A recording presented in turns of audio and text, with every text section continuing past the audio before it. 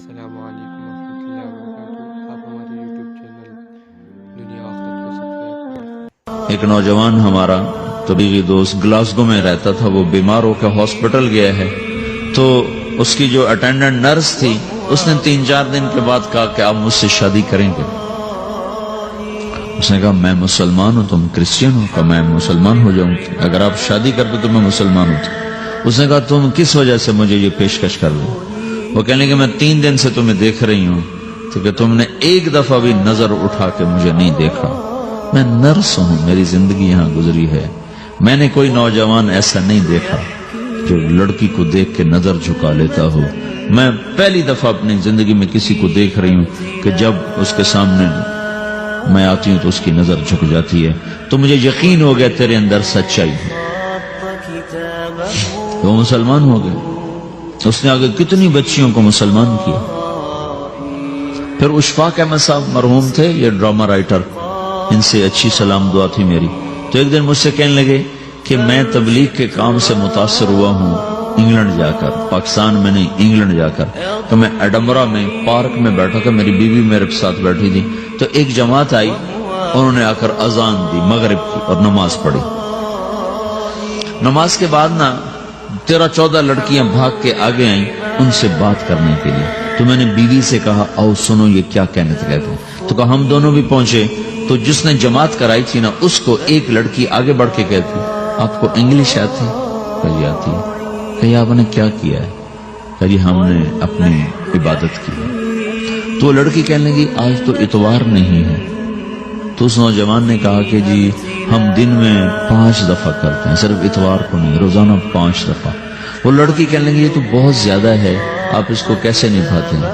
تو اس نے اس کو جواب دیا، 2-3 سوال اس نے اور کیے، جواب دیا، تو کہنے لگی اچھا بہت مہربانی۔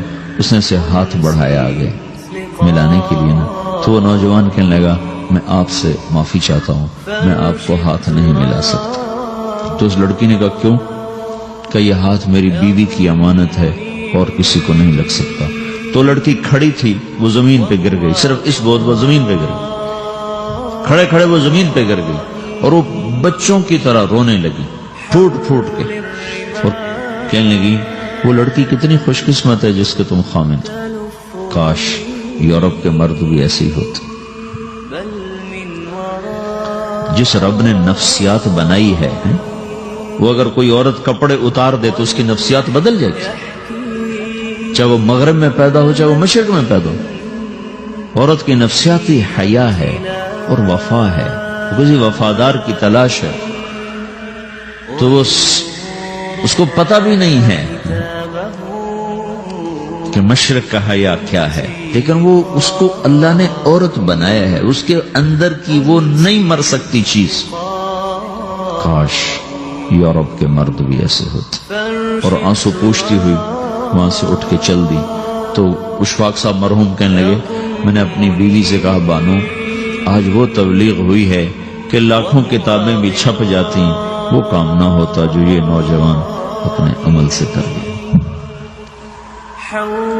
تو میرے عزیزو کٹی پتنگ نہ بنو، اپنی کٹی پتنگ کی منزل کوئی نہیں رہتی۔ اللہ اس کے رسول کے ہاتھ میں اپنے ڈور دے کے چلو، اللہ اس کے رسول کی غلامی میں اپنے آپ کو چلاؤ، تو اللہ تمہیں بھاگ لگائے، عزت بھی دے گا۔ اپنی منمانی میں کوئی راحت نہیں، اللہ کی قسم کوئی راحت نہیں۔ 6 بر اعظم پھر کے تمہیں بتا رہا ہوں کہ جو اپنی ترتیبوں پر چلنے والوں کے دکھ آپ لوگ اندازہ نہیں لگا سکتے۔ چلنا ہے تو اللہ اس کے رسول کی زندگی کو اپنا کے چلو، اللہ تمہاری دنیا بھی سکھ بری بنائے گا، آخرت بھی سکھ چین والی بنائے گا۔ لیکن یہ سیکھنا پڑے گا،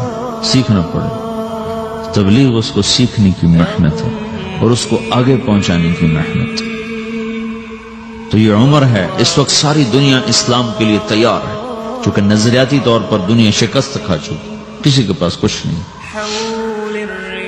تو ہمارے پاس ایک ایسا خوبصورت نظریہ ہے کہ جو ان کو بڑی تیزی سے اپنی طرف کھینچ سکتا ہے، اور اللہ کا احسان ہے کہ تیزی کے ساتھ نسلوں کا رخ اللہ کی طرف ہو رہا ہے۔ تھوڑی ہمت کرو، چھٹیوں کا وقت تبلیغ میں دو، باقی وقت اپنی تعلیم کو دو. گھر میں جاؤ تو ماں باپ کے خادم بن کر رہو, نوکر بن کر رہو.